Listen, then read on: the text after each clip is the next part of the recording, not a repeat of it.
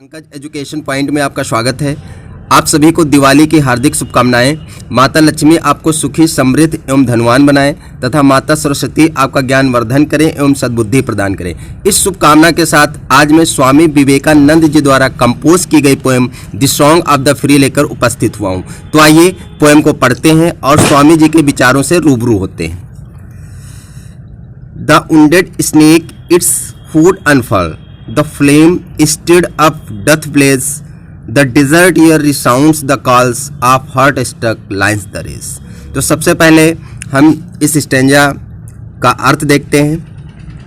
The wounded, यहाँ पर जो वर्ड लिखा हुआ है wounded का मतलब होता है घायल। स्नेक का मतलब सर्प होता है। हुड मतलब फन होता है, सर्प का जो फन होता है उसको हम हुड बोलते हैं। अनफल का मतलब होता है फैला देना, ओपन कर देना, खोल देना। तो यहाँ पर यह बताया गया है जो घायल सर्प होता है वो अपने फन को फैला देता है। दूसरी line, the flame stirred up doth blaze. यहाँ पर जो फ्लेम लिखा हुआ है तो फ्लेम का मतलब यहाँ पर अग्नि से है। स्टर्ड अप, तो स्टर्ड अप मतलब होता है छेड़ना या कुरेदना। डथ का मतलब डज से है। और ब्लेज मतलब होता है लौ के साथ जलने लगना, भड़क उठना। तो यहाँ पर यह बताया जा रहा है कि जब आग को छेड़ा जाता है, उसको कुरेदा जाता है, तो वह बड़ी बड़ी लौ के साथ जलने लगती है, भड़क उठती है। कहने का मतलब ये है कि जब आग जलती है उसके बाद थोड़ा शांत हो जाती है या आग की जो राख होती है, अब हम किसी लकड़ी से उठा करके उसको हम कुरेदें तो क्या होता है, थोड़ा वो लौ के साथ जलने लगती है। The desert air resounds the calls. यहाँ पर डिजर्ट का मतलब रेगिस्तान है, एयर का मतलब हवा है, रिसाउंड्स का मतलब यहाँ पर गूंज से, गूंज पड़ना। और जो वर्ड लिखा है द कॉल्स आवाज़, या फिर यहाँ पर हम कह सकते हैं ये दहाड़ है। Of hard stuck Lions race, जो लिखा है हार्ड स्टक, तो हार्ड स्टक मतलब कह सकते हैं कि बहुत गंभीर रूप से घायल।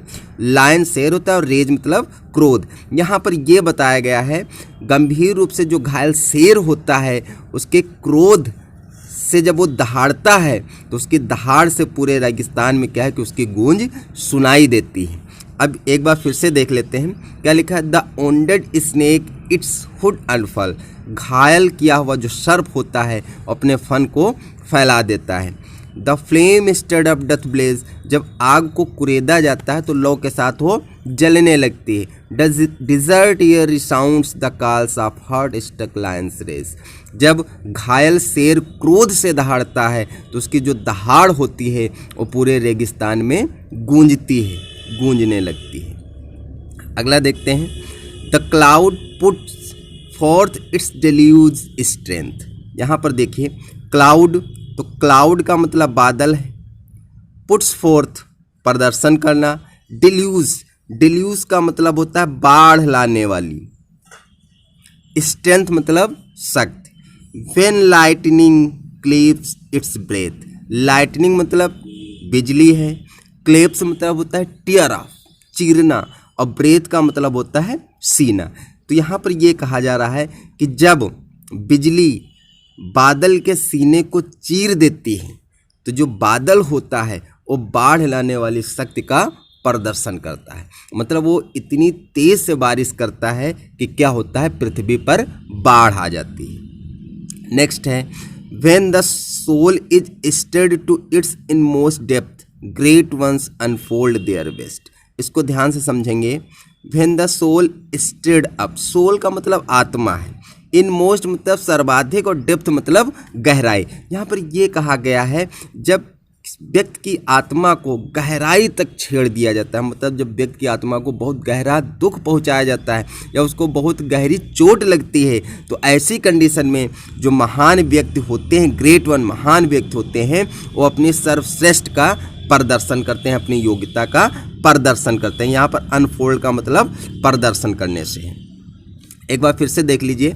The cloud puts forth its deluge strength when lightning claps its breath, जब बिजली बादल के सीने को चीर देती है, तो जो बादल है वो बाढ़ नालने वाली शक्ति का प्रदर्शन करता है, मतलब इतनी तेज बारिश करता है कि पृथ्वी पर बाढ़ आ जाती है। When the soul is stir to its inmost depth, जब आत्मा को बहुत गहरी चोट दी जाती है तो जो महान व्यक्ति होते हैं वो अपनी सर्वश्रेष्ठ का प्रदर्शन करते हैं, अपनी सर्वश्रेष्ठ योग्यता का प्रदर्शन करते हैं।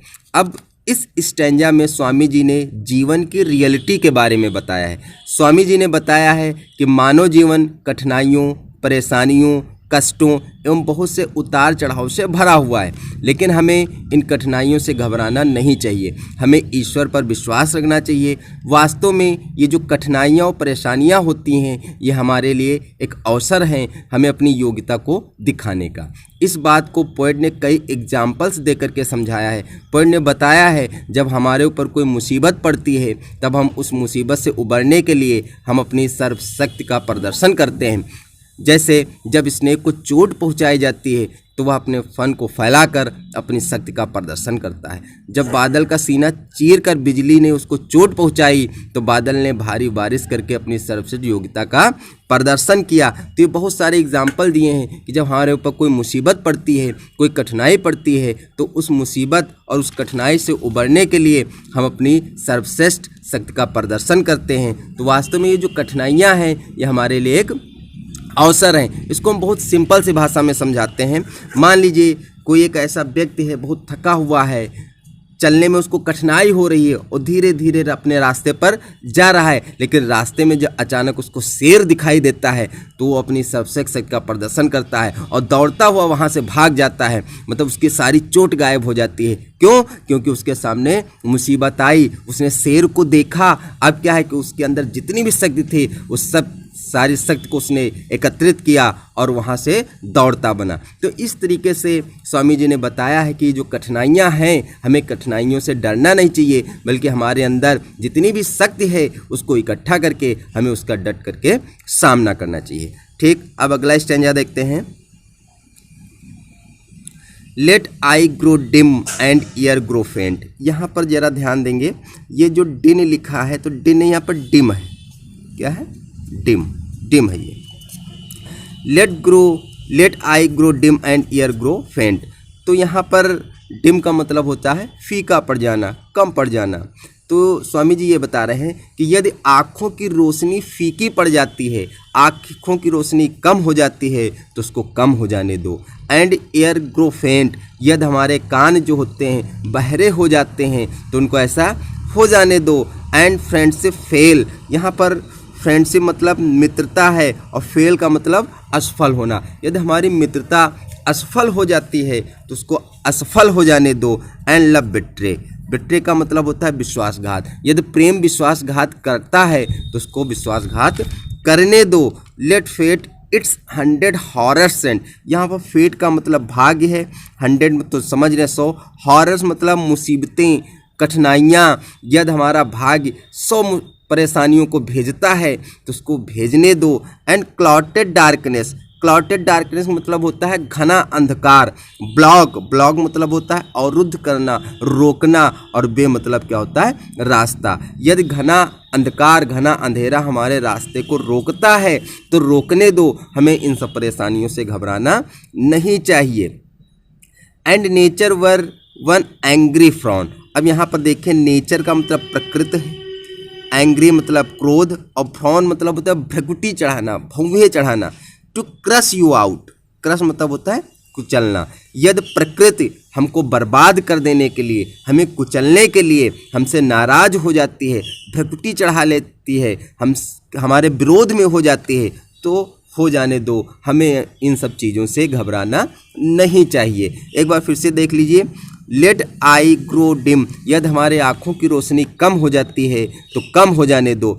ईयर ग्रो फेंट, हमारे कान बहरे होते हैं तो बहरे हो जाने दो। एंड फ्रेंडशिप फेल, यदि मित्रता असफल होती है तो असफल हो जाने दो। एंड लव बेट्रे, यदि प्रेम में धोखा मिलता है, प्रेम विश्वासघात करता है तो उसको करने दो। Let fate its 100 horror send, यदि भाग 100 परेशानियों को भेजता है तो उसको भेजने दो। And clouded darkness block the way, और यदि घना अंधकार हमारे रास्ते को रोकता है तो उसे रोकने दो। And nature wear one angry front to crush you out, और यदि तुमको कुचलने के लिए, तुमको बर्बाद करने के लिए जो प्रकृति है वो भ्रकुटी चढ़ा लेती है, विरोध में आ जाती है, तो उसको आ जाने दो। हमें इन सब चीज़ों से घबराना नहीं है। स्टिल नो माई सोल, अब यहाँ पर क्या कहते हैं, स्टिल नो माई सोल, मेरी आत्मा तू यह जान ले।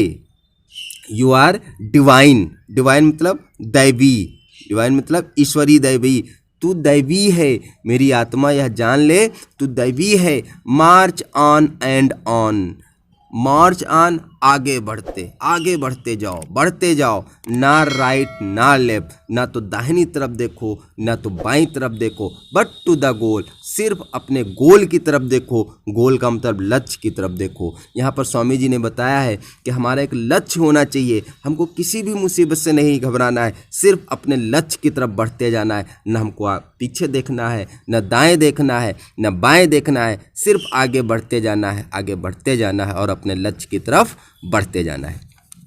इस स्टैंजा में पोएट ने मनुष्य की आत्मा का बखान किया है। पोएट ने बताया है आत्मा अजर है, अमर है, आत्मा को कोई नुकसान नहीं पहुंचा सकता है, आत्मा दैवी है, तो चाहे जितनी मुसीबतें आएँ कोई हमारी आत्मा का कुछ नहीं बिगाड़ सकता। इसलिए हमें सिर्फ और सिर्फ अपने लक्ष्य पर ध्यान देना चाहिए। जब तक हमें अपने लक्ष्य की प्राप्त ना हो जाए, ना हमको दाएं देखना चाहिए, ना बाएं देखना चाहिए, ना पीछे देखना चाहिए, हमें सिर्फ अपनी नज़र अपने लक्ष्य पर रखनी चाहिए। तो आशा करता हूँ आपको पोएम समझ में आई होगी। अगले वीडियो में मैं इस पोएम की सेंट्रल आइडिया बताऊँगा। थैंक्स।